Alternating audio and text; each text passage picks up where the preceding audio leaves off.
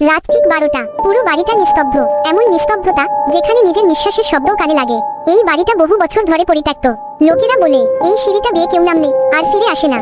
হালকা বাতাসের শব্দ, এই সিঁড়ির ধাপে ধাপে আজও লেগে আছে রক্তের দাগ। কিন্তু সেগুলো কার কেউ জানে না, জানতে চায়ও না। হঠাৎ করে একটা অবয়ব দেখা যায়। সাদা পোশাক পরা এক নারী, চোখ দুটো ফাঁকা, মুখে কোনো অভিব্যক্তি নেই। সে দাঁড়িয়ে আছে ঠিক এই সিঁড়ির মাঝখানে। কিন্তু সমস্যা হলো সে একটা না, দুটো। একজন সামনে, আরেকজন পেছনে। একই মুখ, একই পোশাক, একই শীতল দৃষ্টি। হঠাৎ নিঃশব্দতা। লোকেরা বলে এই নারী নাকি একসময় এই বাড়িতেই থাকতো। নাম ছিল মাধবী। মাধবী ছিল খুব সাধারণ একজন মেয়ে, কিন্তু এক রাতে তার জীবন বদলে যায়। তার স্বামী তাকে সন্দেহ করত। একদিন গভীর রাতে এই সিঁড়ির ওপরেই মাধবীকে ধাক্কা দিয়ে ফেলে দেয় সে।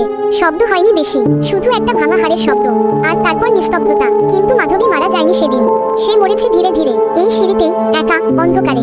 ধীরে ধীরে ফিসফিস শব্দ। মাধবীর আত্মা নাকি আজও অপেক্ষা করে। কিসের জন্য? প্রতিশোধের জন্য না, মুক্তির জন্যও না। সে শুধু চায় কেউ একজন তার কষ্টটা দেখুক। কিন্তু সমস্যা একটাই, যেই তাকে দেখে সে আর মানুষ থাকে না। হঠাৎ জোরে আওয়াজ। রাতে যদি এই বাড়ির পাশ দিয়ে যান আর সিঁড়িতে কাউকে দাঁড়িয়ে থাকতে দেখেন, চোখ ফিরিয়ে নেবেন না। কারণ আপনি যদি তাকিয়ে থাকেন, সে ধীরে ধীরে আপনার দিকে নামতে শুরু করবে।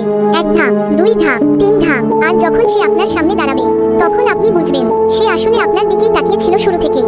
শেষবার যাকে এখানে দেখা গিয়েছিল, সে শুধু এটুকুই বলেছিল, ওটা আমার ছায়া না, ওটা আমি নিজেই। পরদিন সকালে এই সিঁড়ির নিচে পাওয়া যায় আরেকটা দেহ। চোখ খোলা, মুখে আতঙ্ক, আর দেয়ালে লেখা একটা বাক্য, আমি এখন 2 জন।